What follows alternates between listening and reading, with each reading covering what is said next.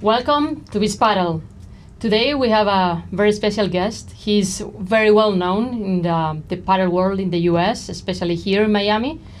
To me, he's one of the pioneers when you think about a Pádel instructor, coach, and also evangelist. I would think about Julián Wortelboer. So welcome, Julián or Julián, I never know. Thank you so much. I've been waiting for this moment my whole life. It's finally has arrived. You know, we wait for things to happen, and if we put the right energy, they will come to us. I love the idea. Thank you. People are going to believe this is true.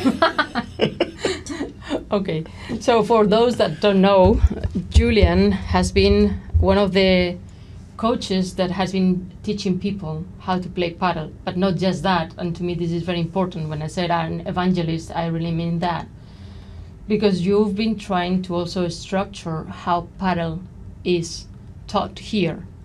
So first of all, I would like to know a little bit about your story. How did you get into paddle? As far as I know, you come from tennis and you were a college tennis player. Yes. So tell us a little bit about your, let's say, racket sport experience. So I grew up, I'm originally from Argentina, and I grew up playing paddle and tennis. We're talking about in the early 80s in Argentina. There was a huge boom in paddle. That's where all the paddle legends coming from the Velas, the Bebe Agustes, the Horacio Alvarez Clemente, everyone, they were my co-peers.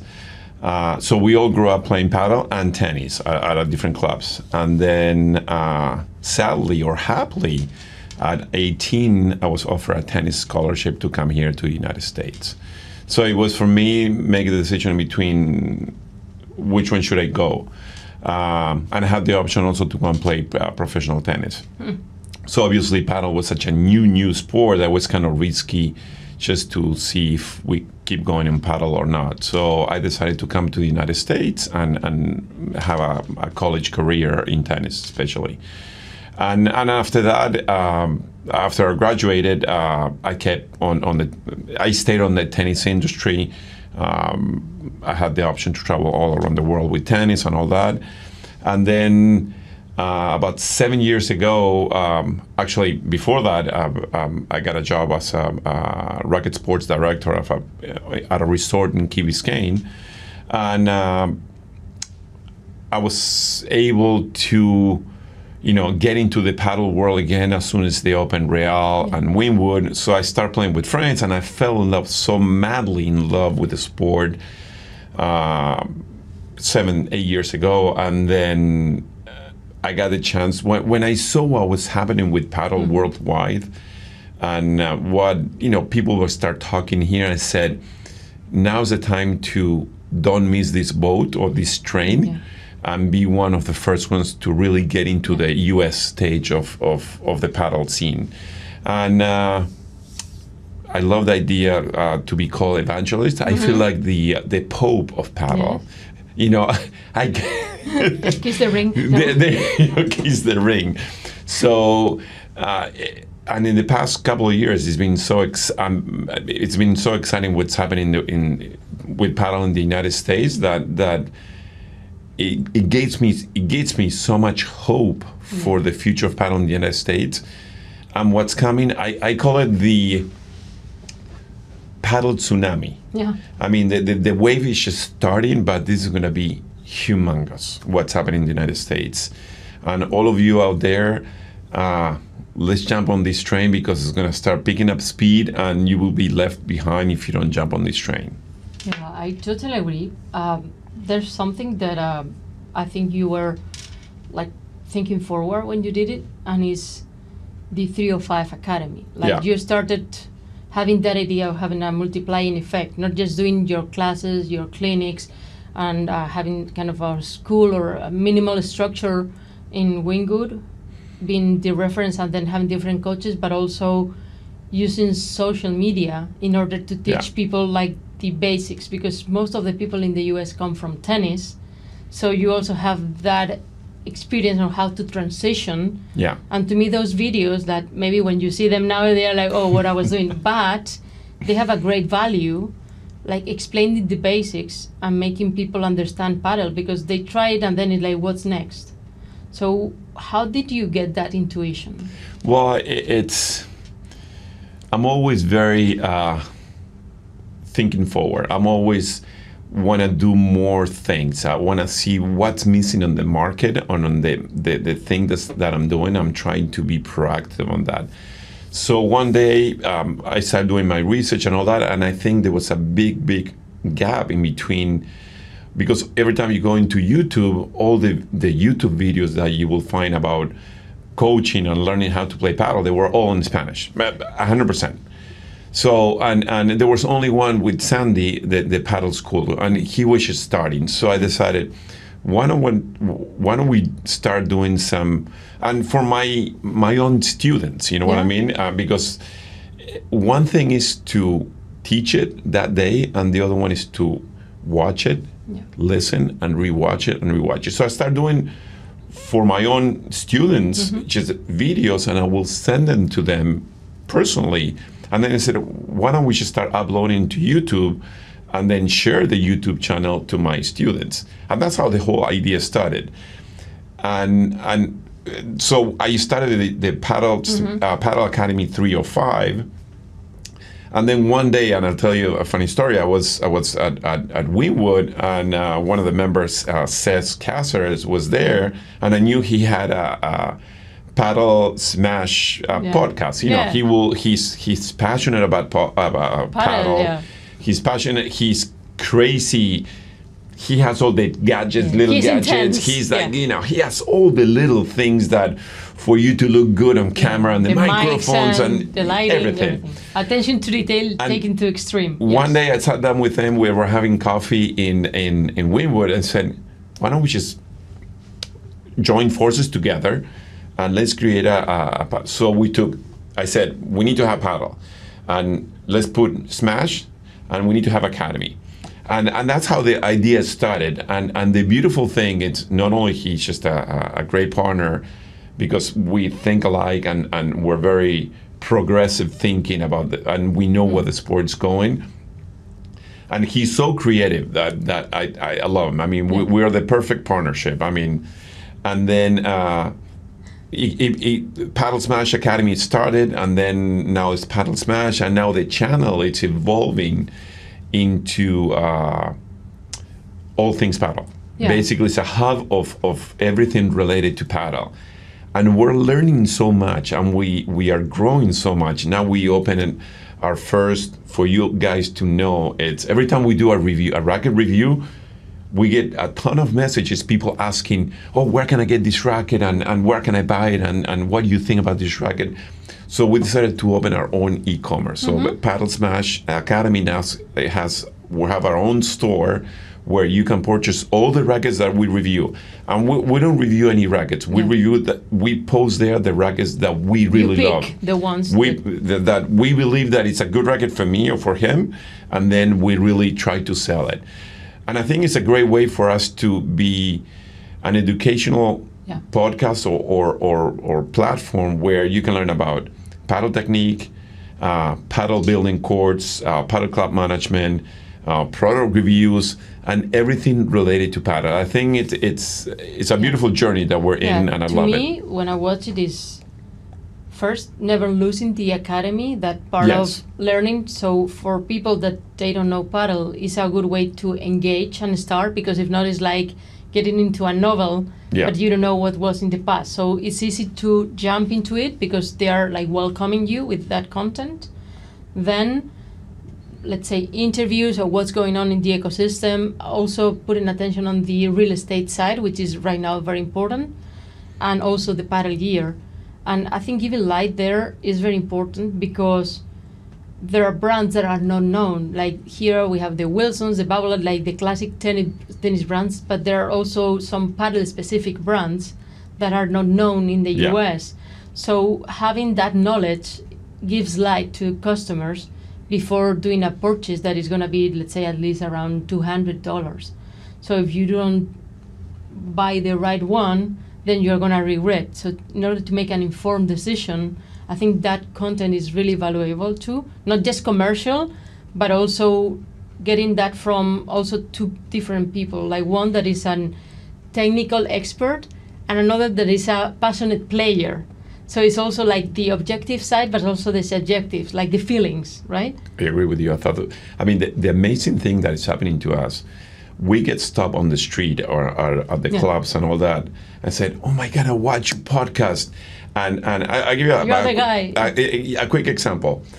I was walking. I was in Ultra. And, Your and is famous now. Yes, and I was, and these two guys showed up. No idea who. "Oh my God, I watch your podcast." And I said, "Great, please share and like it." I always say the same thing. So they come and start talking to me. "My God, Julian, we're two South Africans. You can't imagine paddle in South Africa. It's exploding. It's an amazing thing what's happening with paddle. We want to, I live now in Nashville, Tennessee, and we want to put a club here. And I watch all your YouTube videos about paddle construction and what's the best paddle courts and the turf. I've seen and the turf and all that. And I have learned so much from you. And thank you so much for that. You know what I mean? And that's what we love, because it's such a new sport here in the United States that for us bringing that knowledge to the future paddle club owners, future paddle club players, anything related to paddle. I mean, for us to bring in that knowledge, I think is priceless for the industry as a whole and for each individual. Yeah, and I think sharing that knowledge is also positioning you for the future. Like people never forget those that help you with the first steps, and that's important to have like high quality knowledge, but it's also approachable. Not talking with jargon or names that people don't understand. Then they will know what's a bandeja or a víbora or whatever, but the basics is super important that are like common people language, and they can understand the basics, because there's really welcoming people into paddle, not putting barriers. Anyone in the industry right now, you have to understand that we are in a paddle growth momentum, and it's going to last for the next 10 years. And the wheel is going to accelerate faster and faster. So the more knowledge that we bring into the market, the more smart decisions that people will make from any aspect, from buying products to building clubs and all that. Because now I'm seeing so many mistakes that paddle club owners are doing because they don't know. And they think they know because so many cases. Maybe they're good managers, business managers. I have a paddle club in Argentina, or I have a paddle club in Dubai. But the market is completely different. United States is such a humongous country that I was telling him. It's a continent itself. One thing is to open a paddle club in the Southeast, Florida.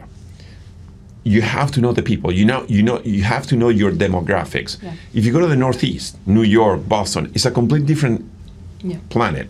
And now, if you go to the West Coast, that's a country by itself. Yes. And I tell you why. People in San Diego, they're completely different to people in San Francisco. I used to live in San Francisco. To me, there are Southern California, Northern California, and the Central Valley, which is the real far west. That's the Central Valley. Yeah. But California is not a state. It's a country itself with 3 big states. So I totally agree. And I always tell everyone, you have to know your demographics, because that can cost you so much money for you to learn how to become a profitable club. And that's the secret, part of the secret sauce, that it's about team building, creating the right team that knows the market. I always tell everybody, and I was having this conversation this morning, is you have to hire locally first, then regionally, and then internationally. Okay. People do it the opposite. They bring someone from outside, they say, "Oh my God, this coach is great from Portugal, from Spain." But they cannot even pick up the phone and make a WhatsApp group with 20 people because they don't know anybody. They don't even know how to open a FPL account, a utilities account, because they don't even know from where to start.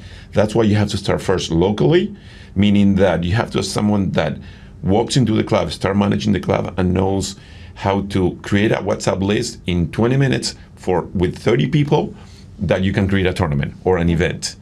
If not, it's going to cost you. And clubs are doing that mistake, and they have to learn that locally, regionally, and internationally. Makes a lot of sense, but even from a point of view of liability, how does it work Exactly. here? Who do I have to call and if something happens? Things that are basics here, once you live and understand how things work. And if you are like a parachuting instructor, you don't know because you just came and... Just something simple, and I give you an example here in Florida. Labor laws. If you have an employee that works 32 plus hours, automatically in the state of Florida, it's a full-time employee, and you got to pay him benefits. Okay. If not, you can get him in real trouble, real trouble. So if you don't want to have anyone full-time, you got to have more than one employee, right? But everybody needs to work 32 or less hours. So those basic things, if you don't know the labor laws in your state, because every state is different. California is completely different. Yeah. You know, I give an example in California. We build I helped build a club as a consultant called Park Paddle. We discussed this in the past. When we started building the club, it's in a city limits. Embarcadero, right? It's in Embarcadero. It's in a prime location. So they approved us. We got going and all that, and they said, "Wait a minute. The only way that you can build this court, it's only using municipal employees. So state employees." Yeah. Great, fine, no problem. Then you see how much they earn. $100 an hour. Yeah. You know what I mean? So our payroll went from $10,000 a week to $35,000 a week. That was a huge, and you have to ask the right questions. You have to know how to start because, look, I can tell you right here in Miami, at least there are 4 clubs that they've been trying to open for the past almost 2 years. And because the owners are not from the United States, the owners are not from Miami. They don't know the labor laws and they don't know the permitting laws. So they've been shut down. I mean, they can't open because of the permits, right? And they're paying rent every single month for 15, 20 months at X amount. You're talking about a lot of money. To the sink. To the sink, exactly. So team building is crucial for you to succeed as a paddle club owner. No, this is like free consultancy right now, Julián. Like people are going to be watching this, and I appreciate it a lot because this is part of the secret sauce of being successful here. Yeah. Like we've heard many people that want to do a club, to make a new club, but then it takes time, and it takes effort, and it takes also like financial muscle to get there, and having a vision. So I think it's been almost a year, correct me if I'm wrong, since you became the Chief Paddle Officer in Ultra. Yes. So how has been that journey? Because when you joined, it was 8 courts, I think, like 5 outdoors and 3 indoors. Now it's called Legacy. I like that because it's like legacy paper. Well, I'll tell you why, but in a minute. So how has the journey been? Well, the journey with Ultra has been an amazing journey. Ultra, thank you. I mean, I'm loving it. And the owners did it the right way because they went locally first, see who has the knowledge about club management, club programming, who can attract the most people into the club. And that's why they hire me. And after they hire me, I brought up my local team, my local coaches that they know they can bring all the local students into the club. That's the way you have to do it because bringing coaches from abroad, overseas, from other states is going to take much more longer. So going back to Ultra, the journey has been amazing. I mean, their vision, it's one of a kind. I mean, it's incredible where they want to take Ultra. And I'll tell you that we started with 8 courts, 3 indoors and 5 outdoors. Now we are the biggest paddle club in the United States, and I think 3rd in the world. We have a total of 27 paddle courts, where we have 15 outdoors, and then by next week we're gonna have 4, 7, 10 indoors. Okay. So we're gonna be one of the biggest indoor clubs in the United States as well. With 10 indoor courts and 15 outdoor courts. So that's total 26, plus we have 2 junior mini courts. I like it. Exactly. So which is great, and then we have also one That's singles cute. court. So that's step number 1. I don't know, and you can show it. I mean, the look and feel. The owners are French. They're passionate about Roland Garros. So all the courts, they look like the red clay, or tierra batida, like we say in Spain. They're beautiful courts. They're very keen on the look and feel. And my vision always, as you know, as a manager of a club, it's the look and feel. Yeah. And from the moment you walk into the parking lot, you got to create that feel. From the moment you walk into the clubhouse, the way you're treated, the smell, hugely like important. To me, I love it. Exactly. I love it. We have special machines that create that specific like smell. Inside, Even though if you go to the bathroom, we have a specific machines that bring that smell, because that's part of the whole experience. You know, we bring every time you walk into the court, we'll bring you some little towels. We'll bring you drinks to your court. I mean, there's a QR code to order and all that. Exactly. So we create the whole experience. I mean, I strongly believe that it's not just we don't do paddle, we create paddle experiences. Mm-hmm. You know what I mean? It's about the experience, because you come to a club because of the experience. You know what I mean? From the parking lot, from the way you're treated, from the way you're welcoming. So that's another core value that all club owners need to understand. So when they brought me in, we created the look and feel. I brought up I call it my A-team, my team of coaches. Yeah. Right now we have 14 coaches. You know most of them.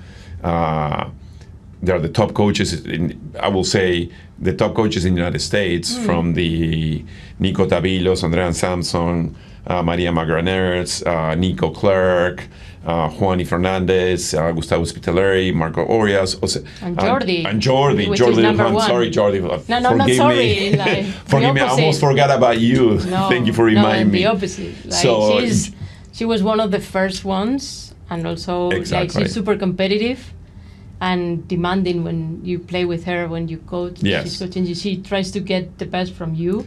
I don't know if she knows about that, but my wife has took many clinics with her. Okay. And she said she loves her because she's very strict and she kicks your butt. You know what I mean? You got to do this, you got to do that, you got to do this. Yeah, so not only we have the best coaches, but also the top paddle players in the United States. I mean, Jordi's ranked number 1. Maria's in the top 10. Andrea Samson is in the national team. The USA, for the USA team. So I'm excited with the team we have built, and Rosita, this is the first step of the huge tsunami ultra wave that is coming. Okay. You want to talk about it? Yeah, I want to talk about, you said the wave, so I've seen a lot of people, and you sent me the link, and I was like, wow, this is not happening, but it looked like it's happening. So how is the Ultra Aqua, or what's the name? Ultra Underwater. Ultra Underwater. So yes. That's a very Miami thing to start. It gets a lot of attention, but I think everything is possible in Miami. So how is it going to work, and how did you or your team get into that idea? Well, we met, and that comes from the CEO as well, but if you think about this, real estate in big cities is very expensive, right? Real estate, the piece of land. Yeah. But the piece of water is much cheaper. Okay. But the infrastructure and the engineering and all that? So we contacted this amazing, brilliant company called Floating Paddle. Okay. They're based in Finland. And this brilliant, his name is Vil Leisted, which I hope you're listening to this podcast. He's an engineer, and he was into the floating restaurants business. Okay. And he fell madly in love with paddle. And he said, instead of putting a floating restaurant, let's put a paddle court. So he started with that. And the first paddle court was in Finland on a river. And from there I became in Dubai and other locations. In Italy. Okay. And now we're doing the first floating paddle courts in the United States. So where is it going to be? On the bay? Good. That's a tricky question. It's going to be moving. So we have a couple of locations. I can divulge Disclose it. Yes, them yet. Okay. yes, because there are prime locations. The first ones that we're going to do, and let me tell you a little bit about the structure of these floating paddle courts. You have two options. One is the platform is made of a floating concrete. Okay. That's a much more permanent floating thing where it's like a gas platform, right? Or petrol, those ones that exactly. are... And it's anchored to the seafloor, and that thing doesn't move. I mean, you just put it there. It's like a pier. Yeah. You know what I mean? It's just a floating pier that you see everywhere. Or those houses you see when you go to the Keys down there that are exactly. Homes. And this is a solid anchor to the seafloor, and it doesn't move. And basically, you just put the paddle court on top of it. Okay. The other one is made of aluminum. Very solid components of aluminum, and it's floating, but because it's much lighter, it's movable. Okay, so it's like a vessel somehow. Well, it's anchored to the seafloor, but because it's much lighter, it's easy to move. So you can drag it from one place to the other. So you can take it to Hullover Park. And then exactly. I vision, and Miami is surrounded by water. You have the bay, you have the ocean, and all that. But let me tell you, I mean, for all of you paddle club owners, water is much more or less expensive than, and you can do it. New York, all the East Coast and West Coast is surrounded by water. You know, even though if you go to lakes, you can put it in a lake, on a river. I'm talking to someone in Chicago, maybe. Well, someone in Montreal. Okay. You know, to put in on the river in Montreal. So there are so many amazing places that you can put a floating paddle court that the sky is the limit. It's crazy. And the cost is not that different from a regular paddle court. So that's like an exciting concept to start having, you know what I mean? You gaining paddle courts, but on the water. Yeah. A few of the questions that they came out when they were asking us, because literally we posted on social media. On social media at 10 o'clock at night. On the next day, we had over 300 people asking us where, how, this and that. One question, can I bring my yacht and park it there? Yes, you can. Can I bring my jet ski and park it there? Yes, you can. Another I don't have that problem, but... Another exciting thing, another eco-friendly questions that we got. What happens with the balls that go over the fence? Well, we thought about that. We're going to put, and you see many clubs, an extension about 10 feet higher above the actual walls of the thing. Yeah. So you're going to feel like you're playing. It's very thin screen that we will put, but you will feel like you're playing inside of a cage, sort of. Yeah. And we're going to put right on the doors some container place so the ball doesn't roll into the water.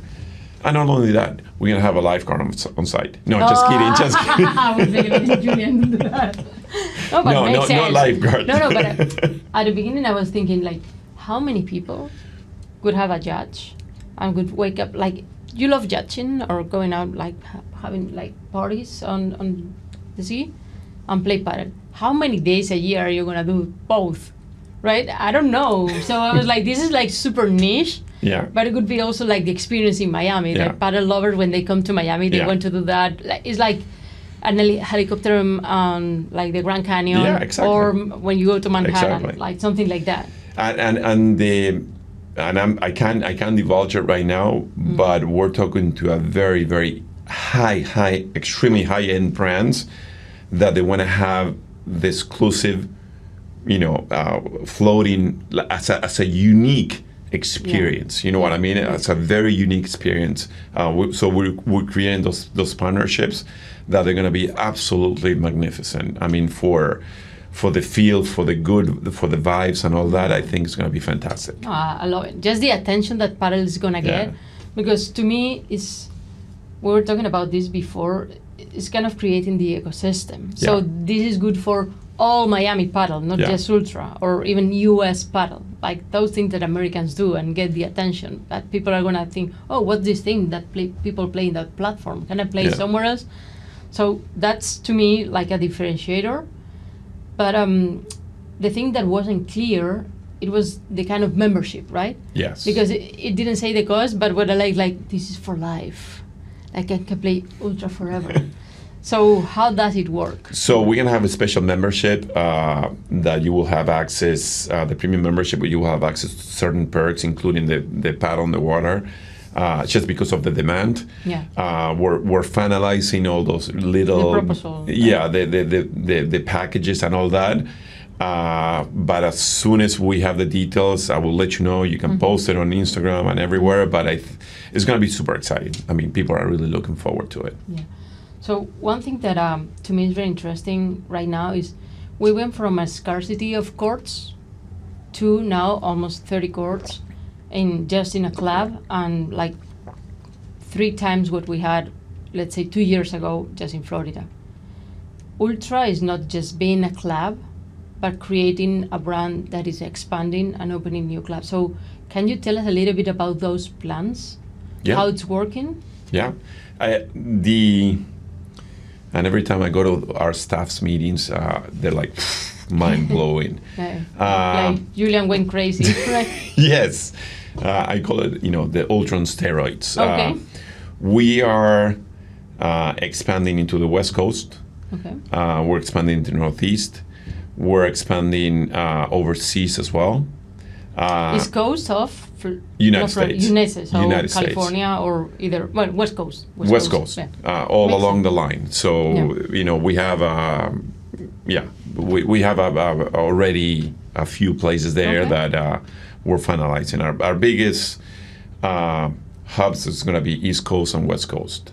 And for you guys to know, I mean, the evolution of paddle, even though we're in the beginner, we're going to have, right now Miami is the hotbed of paddle, right, in the United States. Yeah.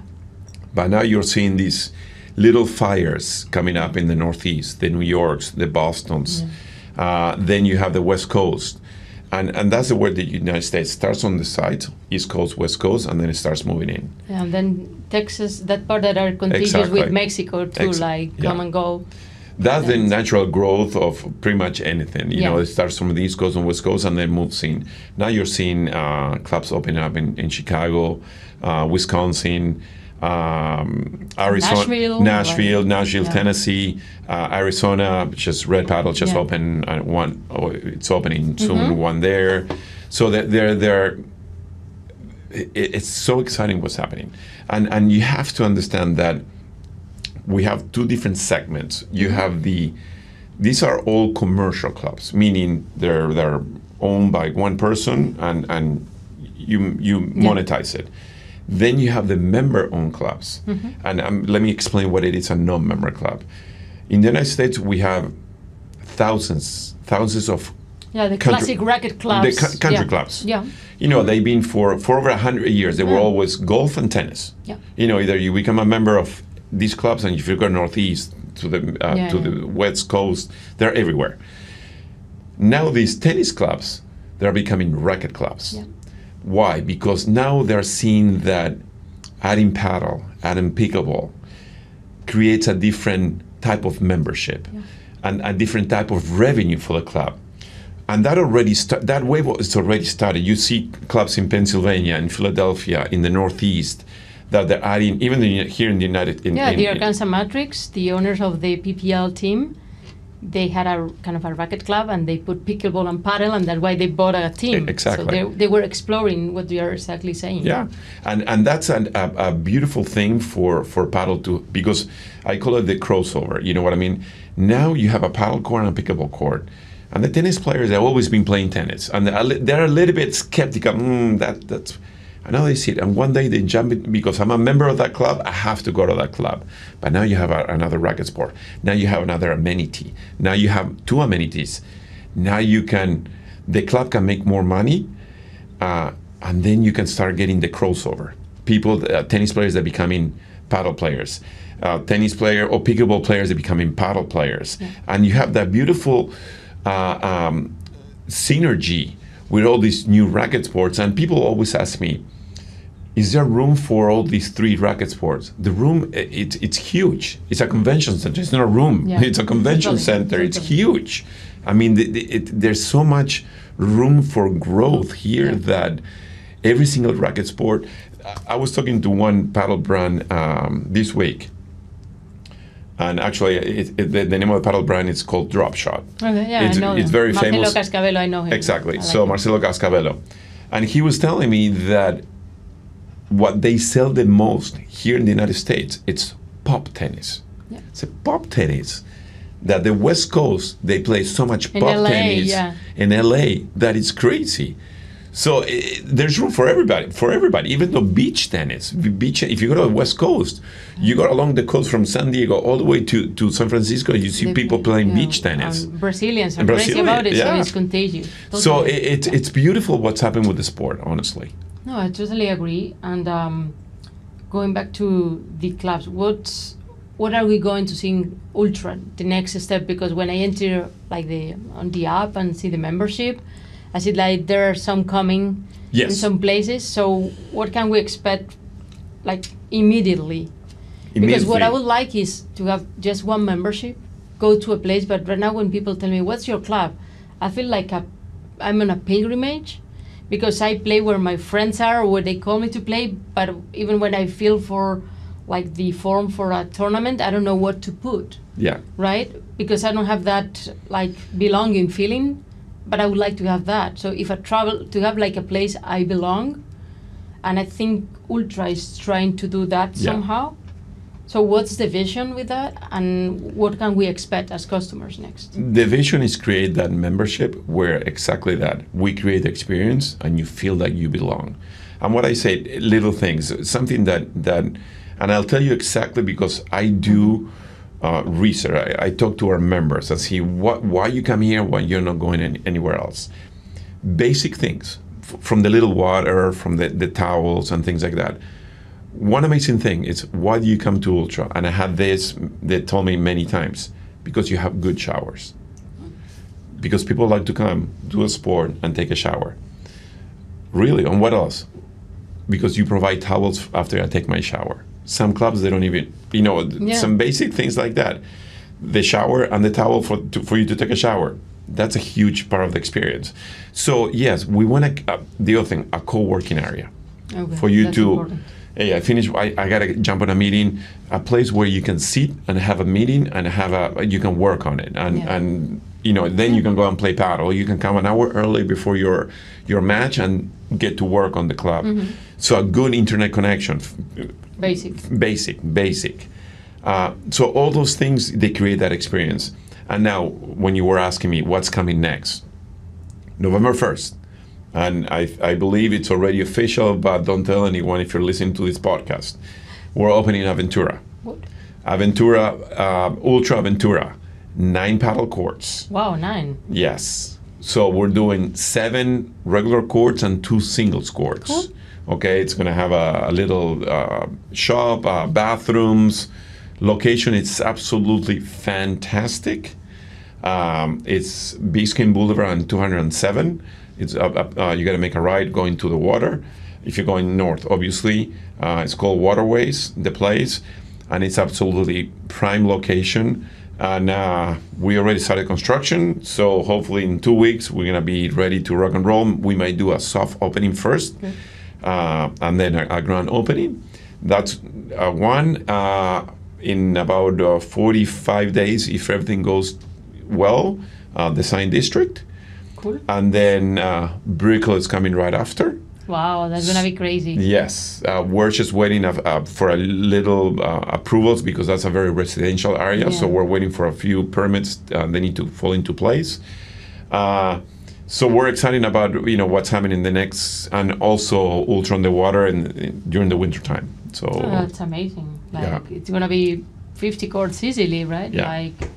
Yeah. That's a lot. And something that to me is very important, and this takes me to the beginning of our conversation, is the teaching part, right? Huge. So I think Americans, and maybe it's an assumption I'm doing, are competitive by default. They are competitive by default. So they may start playing, but once their neighbor or their friend always wins, they want to be better than they are.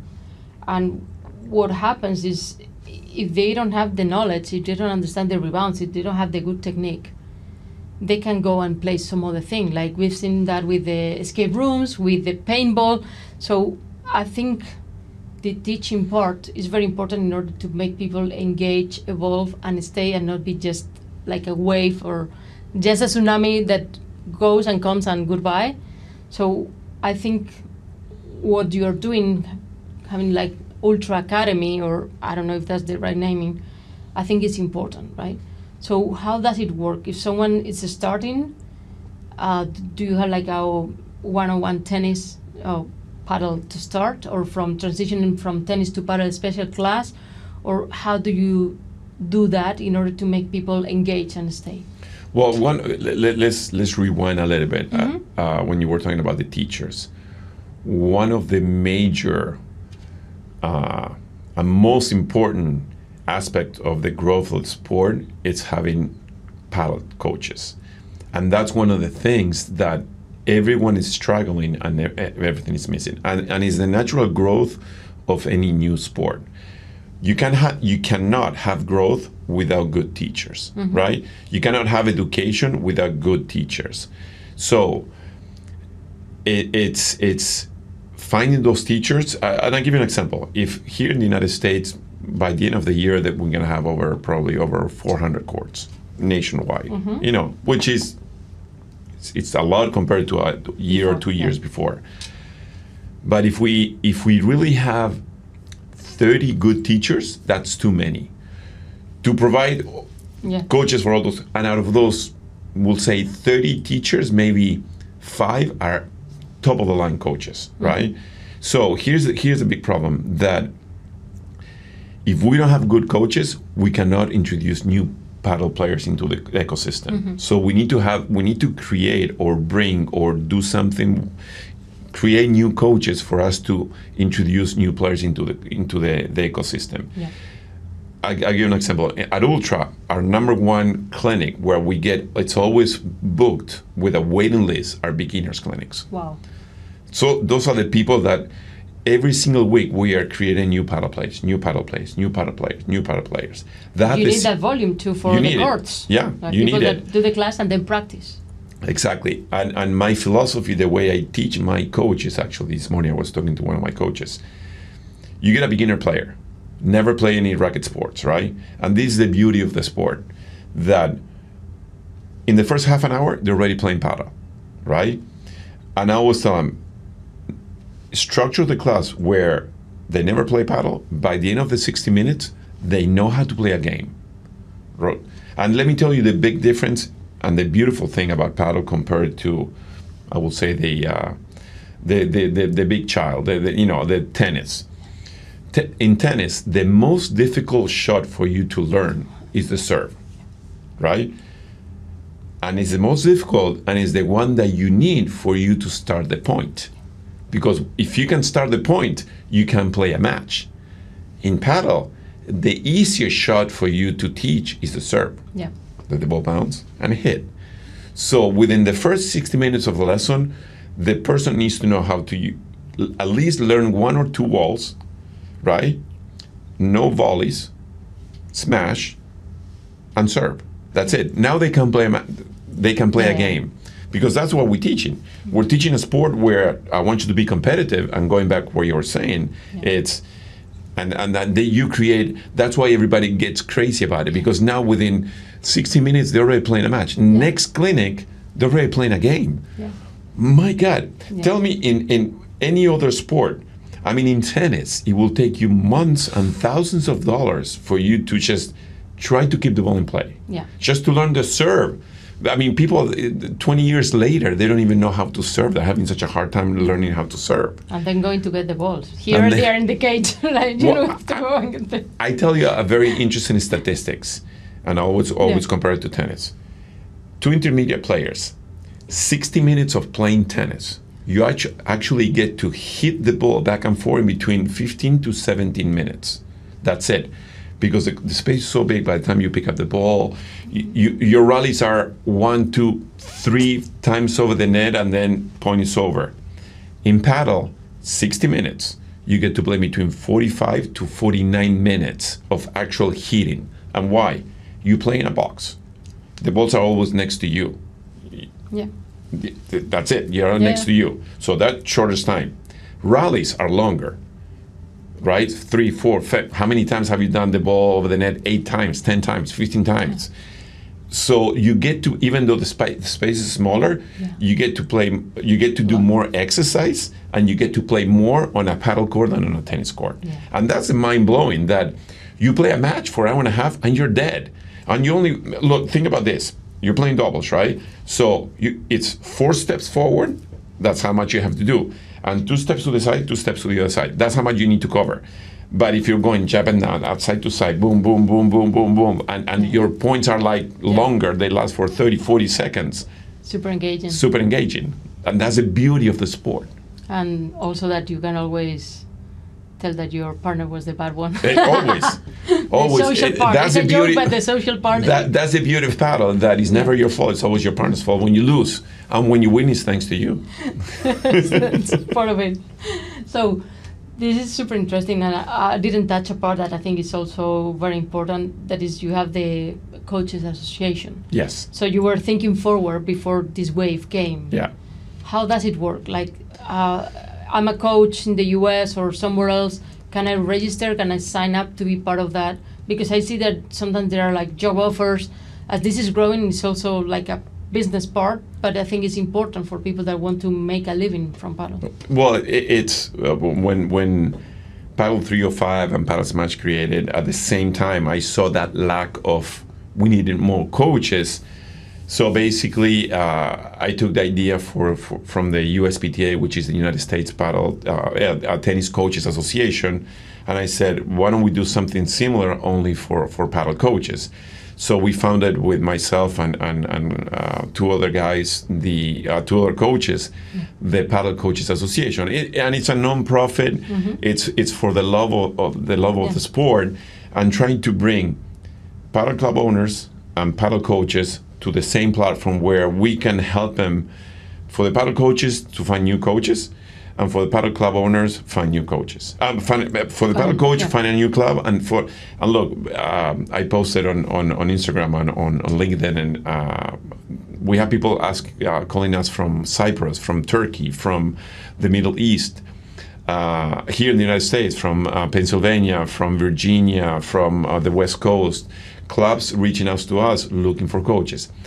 And here's one of the things that is happening with paddle coaches. The 2 main halves of the best paddle coaches in the world, it's Spain and Argentina. That's where you have the best coaches in the world. Here's the problem. Very few speak good English.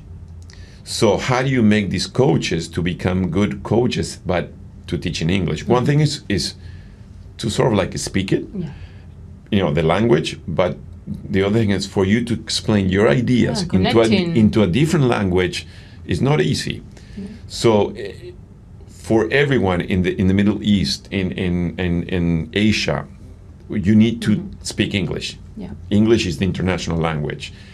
So now it's that issue that we have in the United States is happening worldwide. And that's going to take a few years to correct it.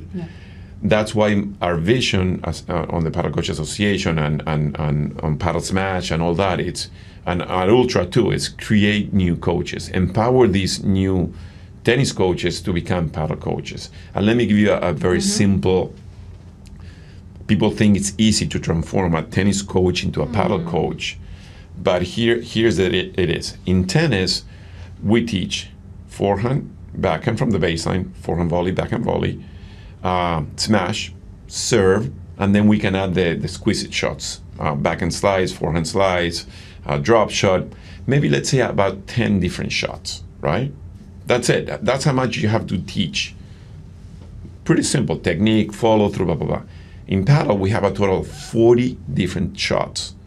Because, just to give you an example, smashes, in tennis you have only 1. In paddle you have 5. Víbora, bandeja, by 3, by 4, the boomerang, the gancho, the rulo. And every single one has a different technique for you to master. It's not the same thing that in tennis, you just hit it one way and that's it. You have the pronation on the wrist and you're done. Here it's about techniques. Here it's about learning to play with the panels. If you hit to panel number 3, the ball reacts in a different way. Panel 2, it just opens to the middle. So it's not about just hitting the technique, but hitting to the right targets. Same thing. And when you're defending, the ball is coming 3 different ways. Coming to you, you strike it. It's coming from behind and it's coming from the side. And each one has a different technique because you don't hit it the same way. So that's why it's the transition is not as simple. Yeah. You know, it's easier to transform a paddle coach into a tennis coach than a tennis coach into a paddle coach. But we need to start doing it. And the more we provide those videos, tutorials, and things like that, the better it's going to be for these paddle coaches, to tennis coaches, to become paddle coaches and empower them. I think it's huge. Sense. Yeah. So I think we've touched mostly everything we wanted to touch by now. I'm sure we're going to meet soon because like right now you're doing so many things that is so interesting, and I like to watch it every time I come, and I play there a lot too. But if there's something that you're really excited about right now, what would it be? The growth of paddle in the United States. And I'm telling you that the experiences that I've been having with paddle, where's it going? Where's it now? I'll tell you an experience. I mean, a few months back, I got a call. Somebody called me out of the blue. My phone rings. Somebody got my phone, my number. They called me and said, we're looking for a paddle coach to come and teach a family in a private home. Said it was on a Saturday. I said, I'll go. Where is it? In Palm Beach. So I didn't know where it was. They sent me the address. I put it on Google. Hour and a half, hour and 12 minutes, I get to the house. And in Palm Beach, you see, it's called the Billionaires Road. It's where you have Mar-a-Lago. It's a strip of mansion after mansion, castles, humongous houses, one next to the other one, facing the Atlantic Ocean and facing the bay. Prime location. So I'm driving. I was like, oh my God, what is this? Where am I? Please make a right. Google tells me, so I make a right. I ended up there. This house, there's a security guard arm. I says, may I see your ID? I said, I'm Julian, I'm coming to teach out paddle coach. He goes, Mr. Julian is here, please let him in. So I have no idea where it was. I was like, this house, I never seen anything so big in my life. It was tremendous. So he goes, you have to go 100 yards, 100 meters, make a right, and you will see another guard, and just go into that lot. Just drive 100 meters, past the house. It's 100 meters long, the house. So the lot next to it, completely empty, facing the Atlantic Ocean, facing the bay, with a yacht in there, and just a paddle court. I was like, what the heck is this? I mean, it was like, I was in heaven. I mean, it was in paddle heaven. Yeah. So I get there.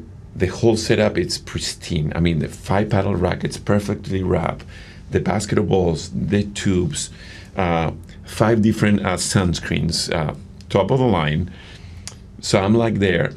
5 minutes later, a van shows up. 5 guys get out, all perfectly costume dress and all that, to start taking food, drinks out of it. They set up a huge sushi, sandwiches, like, is this drinks. A joke or where? Yes, it was like, all by myself. I mean, there was nobody there. A butler comes down, all dressed up. A lady, all dressed up with a clipboard, says, Mrs. and Mr. Schwartzman, they want 5-star service. I said, what I'm supposed to do? I guess I'm doing it. Yeah, I'm here. So thank you very much. We'll talk after. I was going to be there for that day was like 2 or 3 hours.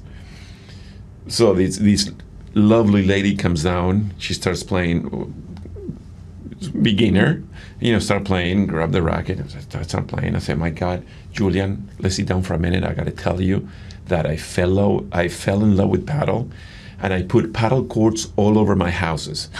In the south of France, in Saint-Tropez, okay. in London, in the UK, in the Hamptons, in New York City, in Colorado, in San Francisco, blah, blah, blah, blah, houses everywhere. I said, what is this? Next thing is traveling with a paddle court like So we start playing. We play for about 20, 25 minutes, 30 minutes, I think it was. She's lovely, everything. The husband comes out. he started playing also beginner. Oh my God, we love paddle things. And then friends, she started inviting the whole neighborhood. Next door house, same with a paddle court also. Actually, by the way, her name is, the owner of the house is Andrea. I don't know if I should say the name of her or not, but Andrea Wynn is the wife of Steve Wynn, the owner of the casinos. Okay. She's the next door neighbor. She loves paddle. She has a house there. This family is called Christine and Steve Schwartzman. I'll tell him because he's the founder and CEO of Blackstone, the investment fund, company, the fund. So long story short, Then they sell you, right? yeah. Long story short, I kept going 5, 6, 7 times there. They want me to go more often, but I couldn't go. But the analogy of this is that paddle is starting from the top down. All these millionaires and billionaires, they don't put tennis courts on their homes. They don't put pickleball courts on their homes. They put in paddle courts, and you'll see it's happening all over the world, and the sport is going to grow. It's going to trickle down because it's going to start growing from the top down. It's going to grow so much faster, which is now. Mm-hmm. I mean, think about what happened with the World Paddle Tour. Yeah. The Qataris, expanding. The Qataris bought it because they're the wealthiest people in the world, and they know where the sport is going. So that's what excites me the most. I'll tell you another story because this was mind blowing. Park Paddle. We're at Park Paddle. I'm flying over there. They say, Julian, the courts are not ready. We're going to take you to a private home of one of the investors of the club. I said, fine, whatever. I'm here. Good. Because I was certifying some coaches, getting some coaches ready for the club. It was going to open in a few weeks. The permits were not there yet. So they take me to Napa Valley. This place was it was mind-blowing. It was so we drive an hour from north of San Francisco, Napa Valley. We arrived to this place. Iron gates open up. I remember with a huge lion head on top of it. It was like, these movies, these Hollywood movies, just open something like that. Kane, yes. You see vineyards on one side, vineyards on the other side. I remember it was Cabernet Sauvignon and Syrah on the other side. Lakes on the left. We drive down the hilly path covering trees and vineyards. We right up on top of the hill, just a paddle court. Wow. I mean, I was like, and everything was set up to perfection. And it was like, I can't believe that. I mean, this is incredible. So that tells you where the sport is going. You know what I mean? Yeah. Because if at that level of wealth, if they have it, they want it. Yeah. And if they have it, they want 1, no, 2, 3, 4. And then these people are the ones willing to open their wallet and put money to make the sport grow because they love it. Yeah. Same thing happened to tennis in the late 70s, early 80s, where you had these actors and famous people putting tennis courts in their homes, which now they're putting paddle courts on top of it, because it became an elite cool sport to watch. Yeah. So paddle is on the way there, but it's going to grow much faster than tennis because of the money they're putting behind it. Also, like the entry level, right? Like the barrier is lower, so you have fun easier, as you said, with the serve and something. So you can have fun without knowing a lot, and you can balance the game somehow. So it's more social too. But I love those stories, Julian. Yeah. I need to say. I mean, I'm telling you, my philosophy when I train my coaches, it's within 60 minutes, that beginner player needs to know how to play a match. Yeah. And that's how you get him hooked into the sport, and that's how you take paddle to the next level. Yeah, no, that totally makes a difference. Even if they play just on the back, but they're having fun, they're getting familiarized with the racket and the game and the rules, so they can engage. And one part that I really like is also the tournaments, people playing tonight. I'm going to Valence 1. Yeah. That's 7 p.m. for girls. So we have fun it's a good way to finish the week, right? Yeah. So I think that's also a way not just to fill the courts, but also to build community. Exactly. Right? So how do you approach that challenge? Like you have, I think somehow people that are, some are coaches, but some are like community builders somehow, right? Like social media, but also like people, like people that like to spend time with people. Yeah.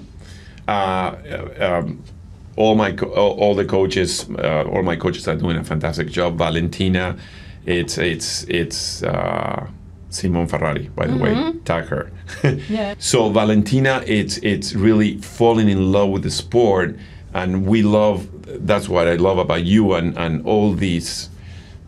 We don't call them coaches, but we call them ambassadors of the sport, because they're putting all their love and passion and energy to really bring the sport to the masses. And she does a great job with the girls. I mean, she has a great, she created a group of 20, 30 girls, and she brings them over.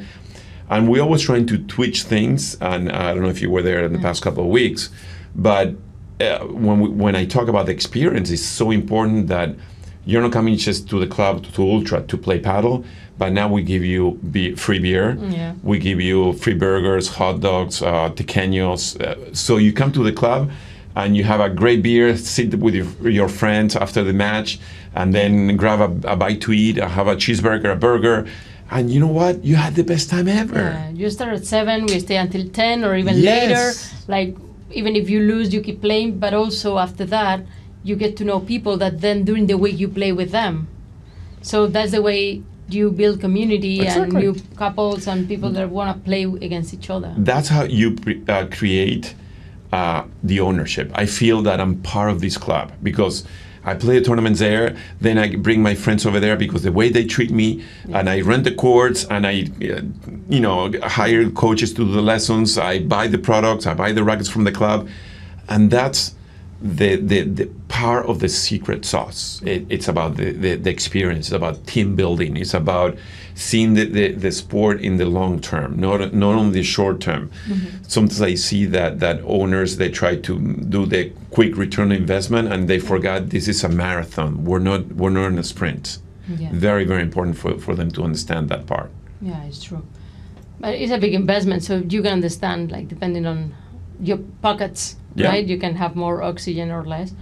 My last question is related to the challenges. Which is the biggest challenge you are facing right now with paddle? Number one challenge, like I tell everybody, it's easy to build a court. Anybody can put a court anywhere. You just pay someone, you just build a court. Now, it's how you operate the club. The coaches that you have, that they're not doing a disservice to the sport, but they offer a value to the sport. They have to know the sport. They have to know how to manage a club. Hire the right team, people who knows about the sport. You can't imagine how many egocentric owners that I have deal with it that said, "Oh, I know.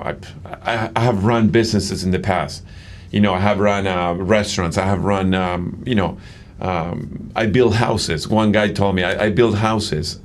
Good Yeah, luck. but doesn't mean to build houses you know how to run a club. Yeah. It's just a different concept. Yeah. Because running a club, it's 7 days a week, 14, 16 hours a day, 365 days out of the year. So this is a full, mega ultra full-time job that if you don't have the right team or the right soldiers, you have to have the right generals, the right lieutenants, and the right soldiers for you to run that battalion. If not, you will fail massively. And it will happen. And other smarter club owners will come in the second wave, and the sport is going to grow and grow. But I see a lot of new club owners with that egocentric mentality that if they don't change it, they will... Like growth mindset, in order to be humble enough to learn and be on top of that. Humbleness, it's number one for the sport to be growing. Well, did you ever imagine that paddle could become this big in the U.S.? I sense it, and the exciting part is 2024 is the year, and listen to you guys, 2024 is the year that paddle is going to take the United States by storm. Last year, I was a little bit skeptical. 2022, the signs were not there. Yeah. But 2024, it's huge. I mean, what's coming with paddle, guys, it's you better jump on the train, because if you're a paddle player, it's the most beautiful sport you ever play in your life. It's the most beautiful social sport you ever play in your life. If you're a club owner, let's jump on the train, because it's going to start picking up speed and you will get lost behind.